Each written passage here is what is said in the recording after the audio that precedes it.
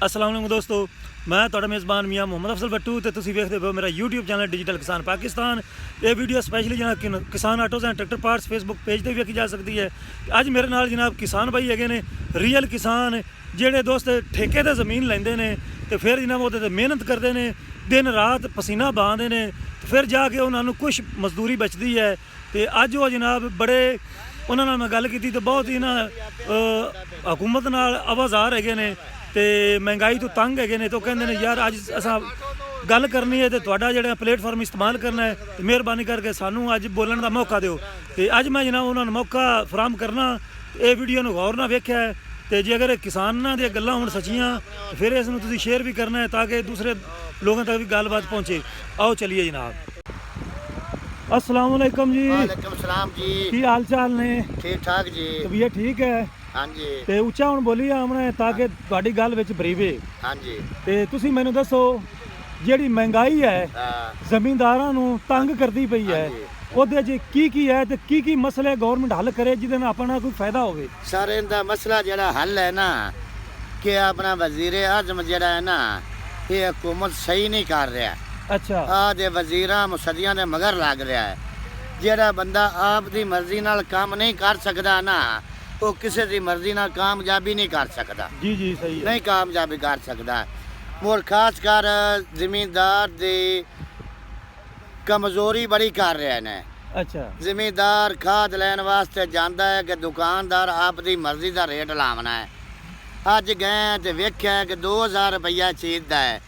ਸਵੇਰ ਗਏ ਤੇ ਉਹਦਾ 2200 ਰੁਪਈਆ ਰੇਟ ਹੋਇਆ ਖੜਾ ਹੈ। ਜ਼ਿਮੀਂਦਾਰ ਵਾਸਤੇ ਕੋਈ ਸਹੂਲਤ ਨਹੀਂ ਹੋ ਰਹੀ। ਕਮਜ਼ੋਰੀ ਕਰ ਲਿਆ ਕਿ ਜਿੰਨੀ ਕਮਜ਼ੋਰੀ ਵੀ ਕਰਦਾ ਜਾਂਦਾ ਬੜੀ ਕਰਦਾ ਜਾਂਦਾ ਹੈ। ਡੀਜ਼ਲ ਦਾ ਰੇਟ ਵਧੇ ਜਾਂਦੇ ਨੇ, ਖਾਦਾਂ ਦੇ ਰੇਟ ਵਧੇ ਜਾਂਦੇ ਨੇ, ਸਪਰੇਵਾਂ ਦੇ ਖਾਦ ਰੇਟ ਵਧੇ ਜਾਂਦੇ ਨੇ ਕਿ ਹਰ ਚੀਜ਼ ਦਾ ਰੇਟ ਵਧਿਆ ਜਾਂਦਾ ਹੈ। ਕਿ ਜ਼ਿਮੀਂਦਾਰ ਵਾਸਤੇ ਕੀ ਇਹਨੇ ਬਣਾਇਆ ਹੈ ਕਿ ਜ਼ਿਮੀਂਦਾਰ ਕੇ ਆਦੀ ਚੀਜ਼ ਆਦੀ ਮਰਜ਼ੀ ਨਾਲ ਨਹੀਂ ਦੇ ਸਕਦਾ, ਅਗਲੇ ਦੀ ਮਰਜ਼ੀ ਨਾਲ ਦੇ ਸਕਦਾ ਹੈ। ਕਿ ਵਜ਼ੀਰ ਆਜ਼ਮ ਹੈ, ਅੱਲਾ ਨੇ ਉਹਨੂੰ ਟਾਈਮ ਦਿੱਤਾ ਹੈ ਕਿ ਉਹਨੂੰ ਇੱਜ਼ਤ ਦਿੱਤੀ ਹੈ ਕਿ ਮੁਲਕ ਦਾ ਮਾਲਕ ਬਣਾਇਆ ਹੈ ਤੇ ਲੇਕਿਨ ਇਹ ਮਾਲਕ ਬਣ ਤੇ ਵਿਖਾਵੇ ਸਾਨੂੰ। ਇਹ ਤਾਂ ਨਹੀਂ ਨਾ ਕਿ ਛੁਰੀ ਹੈ ਸਿੱਧੀ ਕਸਾਈਆਂ ਤਰ੍ਹਾਂ ਸਿੱਧੀ ਰੱਖੀ ਕਲਾ ਨਾ ਦੇ ਪੁੱਠੀ ਖਲ ਲਾਈ ਜਾਂਦਾ ਹੈ। ਇਹਦੇ ਤੇ ਕੰਟਰੋਲ ਨਾ ਕਰੇ ਤਾਂ ਜ਼ਿਮੀਂਦਾਰਾ ਖਤਮ ਹੋ ਜਾਤੀ, ਮੁਲਕ ਖਤਮ ਹੋ ਜਾਵੇਗਾ। ਸਾਡਾ ਇਹ ਹੈ ਕਿ ਅਸੀਂ ਇੱਕ ਚੀਜ਼ ਬਾਹਰ ਦੇਨੇ 500 ਦੇ ਹਰ ਤੇ ਸਾਡੇ ਮੁਲਕ ਜੋ ਕਮੀ ਹੋ ਜਾਂਦੀ ਅਸੀਂ 1000 ਰੁਪਏ ਦੇ ਬੈਗ ਲੈ ਆਨੇ। ਮਸਲਨ ਕਿਹੜੀ ਸ਼ੈ ਇਹਨਾਂ ਦਿੱਤੀ ਹੈ? ਜੋ ਚੀਜ਼ ਵੀ ਬਾਹਰ ਘੱਲ ਦਈਏ ਨਾ, ਕਣਕ ਗਲ ਦਿੱਤੀ, ਆਲੂ ਗਲ ਦਿੱਤੇ ਨੇ, ਚਾਵਲ ਗਲ ਦਿੱਤੇ ਨੇ। ਜੋ ਮਸਲਾ ਵੀ ਹੋ ਗਿਆ ਹੈ ਬਾਹਰ ਅਸਾਂ ਦੇਣੀ 500 ਦੀ, ਲੈਣੀ 700 ਦੀ ਹੈ। ਲੈਣੀ 700 ਦੀ ਹੈ। ਸਹੀ ਲੈਣੀ 700 ਦੀ ਹੈ ਕਿ ਮੁਲਕ ਦੇ ਵਿੱਚ ਉਹਦੇ ਕਮਜ਼ੋਰੀ ਹੋਣੀ ਹੈ। ਪੈਸੇ ਦਾ ਕਦਰ ਘਟਿਆ ਜਾਂਦਾ ਹੈ, ਜ਼ਿਮੀਂਦਾਰੇ ਦਾ ਕਦਰ ਘਟਿਆ ਜਾਂਦਾ ਹੈ। ਕਿ ਇਹਦੇ ਤੇ ਥੋੜਾ ਜਿਹਾ ਕੰਟਰੋਲ ਕਰੇ, ਮਿਹਰਬਾਨੀ ਕਰੇ ਤੇ ਆਦੀ ਆਵਾਮ ਤੇ ਧਿਆਨ ਕਰੇ, ਆਦੀ ਆਵਾਮ ਦੀ ਇੱਜ਼ਤ ਕਰੇ ਤੇ ਉਹਨੂੰ ਖੁਸ਼ਹਾਲ ਕਰੇ ਕਿ ਕਮਜ਼ੋਰ ਕਰਨਾ ਚੋ। ਜਦੋਂ ਇਹ ਵਜ਼ੀਰ ਆਜ਼ਮ ਨਹੀਂ ਬਣਾ ਸੀ ਕਿ ਧਰਨੇ ਦਿੰਦਾ ਸੀ ਉਦੋਂ ਆਂਦਾ ਸੀ ਮੈਂ ਗਰੀਬ ਅਮੀਰ ਬਰਾਬਰ ਕਰ ਦਿੱਤਾ ਤੇ ਲੇਕਿਨ ਗਰੀਬ ਖੁਸ਼ ਹੋਏ ਕਿ ਸਾਨੂੰ ਬਰਾਬਰ ਕਰੇਦਾ। ਲੇਕਿਨ ਉਹਦੇ ਜੋ ਹੁਣ ਇਹ ਪਤਾ ਲੱਗਿਆ ਹੈ ਕਿ ਉਹਨੇ ਗੱਲ ਠੀਕ ਕੀਤੀ ਸੀ ਕਿ ਮੈਂ ਹੁਣ ਸਾਰੀ ਕਮਜ਼ੋਰੀ ਕਰ ਰਿਹਾ, ਸਾਰਿਆਂ ਨੂੰ ਕਮਜ਼ੋਰ ਕਰਦਾ ਪਿਆ। ਸਾਰੇ ਕਮਜ਼ੋਰ ਕਰ ਲਿਆ ਕਿ ਜਿਹੜੇ ਅਮੀਰ ਨੂੰ ਉਹ ਵੀ ਗਰੀਬ ਹੋਏ। ਜਾਂ ਸਾਡੇ ਵਜ਼ੀਰ ਤਗੜੇ ਹੋ ਸਨ ਜਾਂ ਮੁਸੱਦੀ ਤਗੜਾ ਹੋ ਸੀ ਜਾਂ ਸਾਡਾ ਸਦਰ ਤਗੜਾ ਹੋਵੇਗਾ। ਲੇਕਿਨ ਬਾਕੀ ਉਹਨਾਂ ਗੁੰਜਾਇਸ਼ ਨਹੀਂ ਛੱਡਣੀ ਕਿ ਜਿਹੜਾ ਇੰਨਾ ਤਗੜਾ ਬੰਦਾ ਛੱਡਣਾ ਹੈ ਕਿ ਜਿੱਦਾਂ ਮੁਲਕ ਕਮਜ਼ੋਰ ਹੋ ਚਾਹੀਦਾ।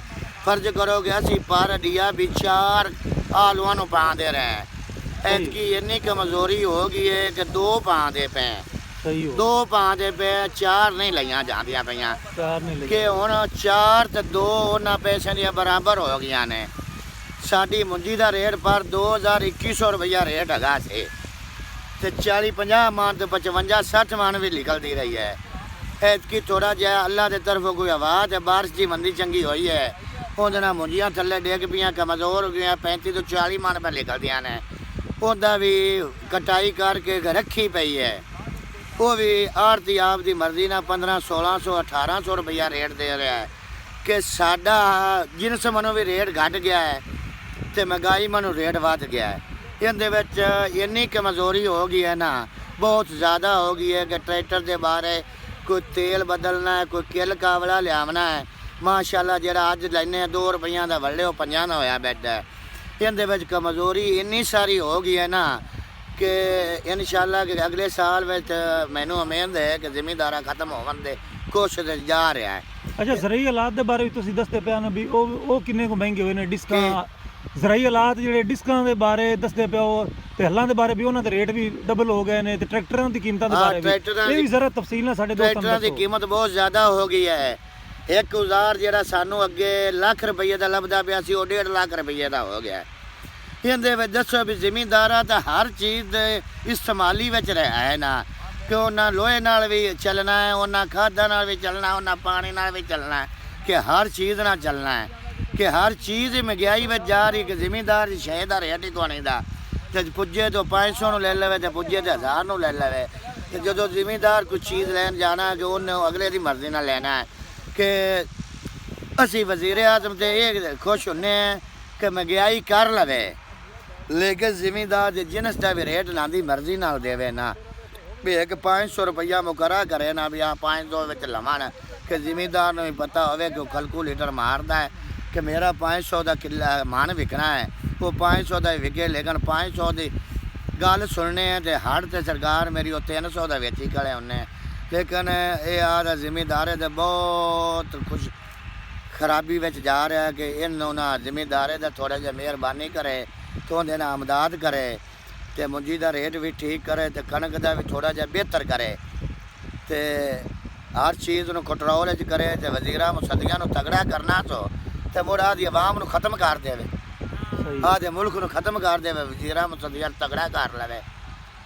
ਅਸੀਂ ਵਜ਼ੀਰ ਕਿਸੇ ਦੀ ਵੇਖਨੇ ਵੱਲੇ ਪਲਾਟ ਵੀ ਕੋਈ ਨਹੀਂ ਹੁੰਦਾ ਤਾਂ ਅੱਗੋਂ ਸੁਬਾਹ ਉੱਠਣੇ ਉੱਥੇ ਕੋਠੀ ਤਿਆਰ ਹੋਈ ਪਈ ਹੁੰਦੀ ਹੈ ਤੇ ਜ਼ਿਮੀਂਦਾਰ ਆ ਗੱਟੇ ਦੇ ਵਿੱਚ ਅਸੀਂ ਹਾਲੇ ਵੀ ਬੈਠੇ ਹਾਂ ਕਿ ਤੁਹਾਨੂੰ ਆ ਗੱਟਾ ਵੀ ਵਿਖਾਣੇ ਆ ਤੇ ਜਿਹੜੇ ਹਨ ਮੁਸੱਦੀ ਉਹਨਾਂ ਦਾ ਬਹਿਣ ਜਾਵਾ ਐਂ ਕਰ ਤੇ ਦੀਵਾਰ ਨੂੰ ਹੱਥ ਵੀ ਨਹੀਂ ਲਾਉਣਾ ਵੱਡੇ ਕੋਠੀ ਤਿਆਰ ਹੋਈ ਪਈ ਤੇ ਮੈਨੂੰ ਦੱਸੋ ਖਾਦ ਤੇ ਹਕੂਮਤ ਕਹਿੰਦੀ ਹੈ ਤੇ ਬੀਜ ਤੇ ਸਬਸਿਡੀ ਹੈਗੀ ਹੈ ਸਬਸਿਡੀ ਹੈ ਜੀ ਉਹਦੇ ਵਿੱਚ ਟੋਕਨ 1000 ਰੁਪਏ ਦਾ ਸੁਣਿਆ ਗਿਆ ਵੀ ਹੈ ਜਦੋਂ ਆ ਜਾਂਦਾ ਹੈ ਕਿਸਾਨ ਵਾਲਿਆਂ ਕੋਲੋਂ ਨਹੀਂ ਲੈਂਦੇ ਕੋਈ ਬੰਦੇ ਮੋਟਰਸਾਈਕਲਾਂ ਚੜੇ ਖੜੇ ਨੇ ਕੋਈ 500 ਦਾ ਲੈਂਦਾ ਕੋਈ ਖਾਲੀ ਨਿਕਲ ਜਾਂਦਾ ਹੈ ਕੋਈ ਕਿਵੇਂ ਨਿਕਲ ਜਾਂਦਾ ਹੈ।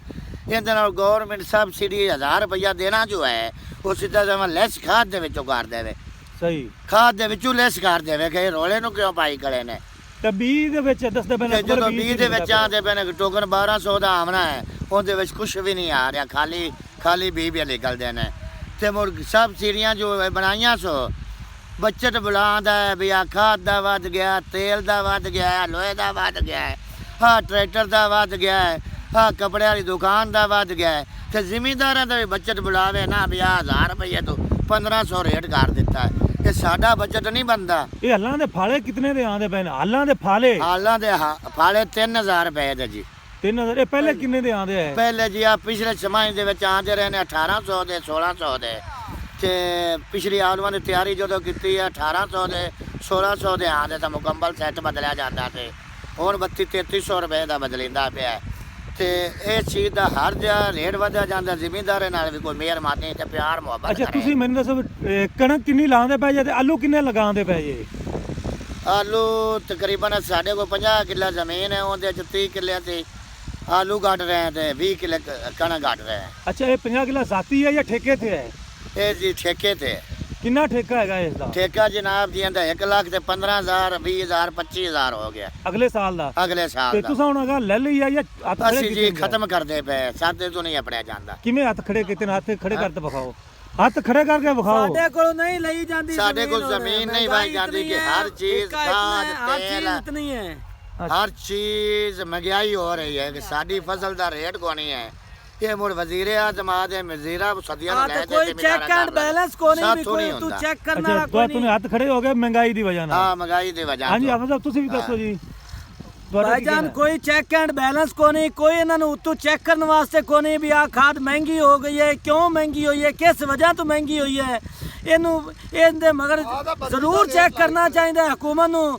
ਹਰ ਚੀਜ਼ ਬੀਜ ਨੂੰ ਚੈੱਕ ਕਰਨਾ ਚਾਹੀਦਾ, ਖਾਦ ਨੂੰ ਚੈੱਕ ਕਰਨਾ ਚਾਹੀਦਾ, ਸਟਾਕ ਕੀਤੀ ਬੈਠੇ ਨੂੰ ਦੁਕਾਨਦਾਰ ਆਪਣੀ ਦੁਕਾਨਾਂ ਤੇ ਰੋਜ਼ਾਨਾ ਰੇਟ ਅੱਜ ਤਕਰੀਬਨ 7200 ਰੁਪਏ, ਸੁਬਹ ਜਾਣੇ ਤਾਂ 7800 ਰੁਪਏ ਹੁੰਦਾ ਰੇਟ। ਇਹ ਕੀ ਵਜ੍ਹਾ ਹੈ, ਕਿਉਂ ਨਹੀਂ ਇਹ ਚੈੱਕ ਹੋ ਰਿਹਾ? ਕਿਸਾਨ ਜਿਹੜਾ ਉਹਨੂੰ ਕੋਈ ਪਤਾ ਨਹੀਂ ਵੀ ਸਵੇਰ ਕੀ ਰੇਟ ਮਿਲਣਾ ਹੈ ਭਾਈਜਾਨ। ਸਰ ਸਾਡਾ ਇਹ ਹੈ ਨਾ ਵੀ ਅਸੀਂ ਆ ਟਰੈਕਟਰ ਜ਼ਮੀਨ ਦੀ ਤਿਆਰੀ 'ਚ ਵਾਹ ਰਹੇ ਹਾਂ। ਜੀ ਅਸੀਂ ਪੂਰੀ ਰਾਤ ਟਰੈਕਟਰ ਨੂੰ ਵਾਹਣਾ ਹੈ, ਉਹਨੂੰ ਮੁੱਠਲਣਾ ਹੈ, ਉਹਦਾ ਤੇਲ ਚੈੱਕ ਕਰਨਾ ਹੈ, ਪਾਣੀ ਚੈੱਕ ਕਰਨਾ ਹੈ, ਡੀਜ਼ਲ ਚੈੱਕ ਕਰਨਾ ਹੈ, ਮੋਬਾਈਲ ਚੈੱਕ ਕਰਨਾ ਹੈ, ਉਹਨੂੰ ਸਾਰਾ ਓਕੇ ਕਰ ਤੇ ਵਾਹਣਾ ਹੈ। ਜਦੋਂ ਅੱਲਾਹ ਕਰੀਮ ਨੇ ਵਜ਼ੀਰ ਆਜ਼ਮ ਨੂੰ ਟਾਈਮ ਦਿੱਤਾ ਹੈ, ਇਹਦਾ ਵੀ ਕੰਮ ਹੈ ਕਿ ਆਦੀ ਹਕੂਮਤ ਨੂੰ ਚੈੱਕ ਕਰੇ ਵੀ ਇਹਦੇ ਵਿੱਚ ਵਾਧਾ ਘਾਟਾ ਕੀ ਹੋ ਰਿਹਾ ਹੈ। ਜਦੋਂ ਅਸੀਂ ਮਸ਼ੀਨੀ ਨੂੰ ਚੈੱਕ ਕਰ ਸਕਨੇ ਹਾਂ, ਇਹ ਆਦੇ ਵਜ਼ੀਰਾਂ ਨੂੰ ਚੈੱਕ ਨਹੀਂ ਕਰ ਸਕਦਾ ਵੀ ਕੀ ਹੋ ਰਿਹਾ ਤੇ ਕੀ ਨਹੀਂ ਕਰ ਰਿਹਾ। ਚੈੱਕ ਤੋਂ ਬਗੈਰ ਤਾਂ ਕੋਈ ਕੰਮ ਨਹੀਂ ਹੋ ਸਕਦਾ ਨਾ। ਵੀ ਮਕਸਦ ਅਸੀਂ ਟਰੈਕਟਰ ਰਾਤ ਨੂੰ ਵਾਹਦੇ ਪਏ, ਇਹਨੂੰ ਚੈੱਕ ਨਹੀਂ ਕਰਨੇ, 2 ਦਿਨ ਨਹੀਂ ਕਰਨੇ, 4 ਦਿਨ ਨਹੀਂ ਕਰਨੇ। ਇਹਦੇ 'ਚ ਪਾਣੀ ਨਹੀਂ ਹੁੰਦਾ, ਇਹਦੇ 'ਚ ਮੋਬਾਈਲ ਨਹੀਂ ਹੁੰਦਾ, ਇਹਦੇ ਡੀਜ਼ਲ ਨਹੀਂ ਹੁੰਦਾ, ਟਰੈਕਟਰ ਸੀਲ ਹੋ ਜਾਂਦੇ ਦਾ ਹੈ, ਇੰਜਣ ਬਹਿ ਜਾ। ਹਾਂ ਤੇ ਇਹਨੂੰ ਨਹੀਂ ਪਤਾ ਕਿ ਮੈਂ ਆਦੇ ਮੁਲਕ ਨੂੰ ਚੈੱਕ ਕਰਨਾ ਹੈ। ਜੇ ਮੈਂ ਆਦੇ ਮੁਲਕ ਨੂੰ ਚੈੱਕ ਨਹੀਂ ਕਰਨਾ, ਇਹ ਸੀਲ ਹੋ ਜਾਂਦੀ ਦਾ, ਤੇ ਸਾਡੇ ਇਹ ਨਾਲ ਸੀਲ ਹੋ ਜਾਂਦੀ ਦਾ। ਜੀ ਜੀ ਠੀਕ ਹੋ ਗਿਆ। ਇਧਰ ਸਾਡੇ ਨਾਲ ਇੱਕ ਹੋਰ ਕਿਸਾਨ ਬਾਈ ਨਾਲ ਗੱਲ ਕਰ। ਤੁਸੀਂ ਦੱਸੋ ਜੀ, ਤੁਹਾਨੂੰ ਵੀ ਕੀ ਪਰੇਸ਼ਾਨੀ ਹੈ, ਕੋਈ ਹੈ ਤਾਂ ਦੱਸੋ। ਸਾਨੂੰ ਪਰੇਸ਼ਾਨੀ ਇਹ ਹੈਗੀ ਨਾ ਵੀ ਜਾਣੇ ਹੈਗਾ ਕਾਰਸ਼ੇ ਦਾ ਕਿਉਂ ਵੇਖੀਏ ਵੀ ਅੱਜ ਤੋਂ ਨਾ 300 ਨੂੰ ਵੜੇ ਵੀ ਜਾਈਏ 400 ਨੂੰ ਆ ਪਿਆ ਹੁੰਦਾ। ਸਹੀ ਹੈ। ਠੀਕ ਹੈ ਨਾ। ਤੁਹਾਨੂੰ ਖੰਡ ਗਿਓ ਦਾ ਵੀ ਮਸਲਾ ਹੈ। ਹਾਂਜੀ ਖੰਡ ਗਿਓ ਦਾ ਵੀ ਮਸਲਾ ਹੈ। ਇਧਰ ਜੀ ਵੇਖ ਲਓ ਜੀ ਹਾਲਤ ਸਾਡੇ ਕਿਸਾਨ ਬਾਈ ਦੀ, ਆ ਚੈੱਕ ਕਰੋ ਜੀ, ਕਈ ਕੋਲ ਹੈ ਜੀ। ਮੁਸਤਫਾ ਬਾਈ ਤੁਸੀਂ ਦੱਸੋ। ਬਿਸਮਿਲ੍ਲਾਹਿਰ ਰਹਿਮਾਨ ਰਹੀਮ। ਇਹ ਸਾਡੇ ਪਿਆਰੇ ਭਾਈ ਮੀਆਂ ਅਫਜ਼ਲ ਭੱਟੂ ਸਾਡੇ ਕਿਸਾਨਾਂ ਦੀ ਆਵਾਜ਼ ਹਨ ਜੀ ਤੇ ਇਨਸ਼ਾਅੱਲਾ। ਸਾਡੇ ਜਿਹੜੇ ਮਸਾਇਲ ਹਨ ਜਾਂ ਉਹਨਾਂ ਦੀਆਂ ਗੱਲਾਂ ਇਹ ਉਤਲੇ ਲੈਵਲ ਤੱਕ ਪਹੁੰਚਾਉਂਦੇ ਨੂੰ ਇਹਨਾਂ ਦੀ ਮਿਹਰਬਾਨੀ ਹੈ। ਸਾਡੇ ਵਿੱਚ ਆ ਜਾਂਦੇ ਨੂੰ, ਦੂਸਰੇ ਜੇ ਫੀਲਡ ਦੇ ਵਿੱਚ ਆ ਜਾਂਦੇ ਨੂੰ, ਉੱਥੇ ਆ ਕੇ ਸਾਡੇ ਕੋਲ ਪੁੱਛਦੇ ਨੂੰ, ਉਹ ਸਾਡਾ ਇਤਜਾਜ, ਉਹ ਸਾਡੀਆਂ ਗੱਲਾਂ ਅੱਗੇ ਪਹੁੰਚਾਉਂਦੇ ਨੂੰ, ਇਹ ਇਹਨਾਂ ਦੀ ਮਿਹਰਬਾਨੀ ਹੈ। ਤੇ ਸਾਡੀ ਦਰਖਾਸਤ ਹੈ ਹਕੂਮਤ ਅੱਗੇ ਬਈ ਕਿਸਾਨਾਂ ਦੇ ਜਿਹੜੇ ਮਸਾਇਲ ਹਨ ਉਹ ਹੱਲ ਕੀਤੇ ਜਾਵਣ ਤੇ ਥੋੜਾ ਜਿਹਾ ਇਹਨਾਂ ਦਾ ਧਿਆਨ ਕੀਤਾ ਜਾਵੇ। ਜੀ ਬਹੁਤ ਮਿਹਰਬਾਨੀ ਗੁਲਾਮ ਮੁਸਤਫਾ, ਬਹੁਤ ਮਿਹਰਬਾਨੀ। ਤੇ ਦੋਸਤੋ, ਇਹ ਸਾਰੇ ਦੋਸਤਾਂ ਦੀ ਤੁਸੀਂ ਗੱਲਾਂ ਬਾਤਾਂ ਸੁਣ ਲਈਆਂ ਨੇ। ਇਹ ਹੈਗੀ ਜੇ ਜ਼ਮੀਨੀ ਰਿਐਲਿਟੀ ਤੇ ਜ਼ਮੀਨੀ ਹਕਾਇਕ ਤਲਖ ਹੈਗੇ ਨੇ ਤੇ ਹਕੀਕਤ ਇਹ ਵੀ ਰੀਅਲ ਹੈ ਜੀ, ਲੇਕਿਨ ਹੈ ਰੀਅਲ ਅਸਲ। ਹਕੀਕੀ ਮਸਾਇਲ ਜਿਹੜੇ ਫੀਲਡ 'ਚ ਪਤਾ ਚੱਲਦਾ ਹੈ, ਬਾਹਰ ਬੈਠਿਆਂ ਦੇ ਦਫ਼ਤਰਾਂ ਵਿੱਚ ਨਹੀਂ ਸਾਨੂੰ ਪਤਾ ਚੱਲਦਾ। ਤੇ ਹੁਣ ਮੈਂ ਤੁਹਾਡੇ ਸਾਰੇ ਵੇਖਣਾ ਤੋਂ ਇਜਾਜ਼ਤ ਚਾਹਨਾ। ਤੁਹਾਡਾ ਭਰਾ ਮੀਆਂ ਮੁਹੰਮਦ ਅਫਜ਼ਲ ਭੱਟੂ। ਅੱਲਾ ਹਾਫਿਜ਼। ਪਾਕਿਸਤਾਨ ਜ਼ਿੰਦਾਬਾਦ। ਜ਼ਿੰਦਾਬਾਦ।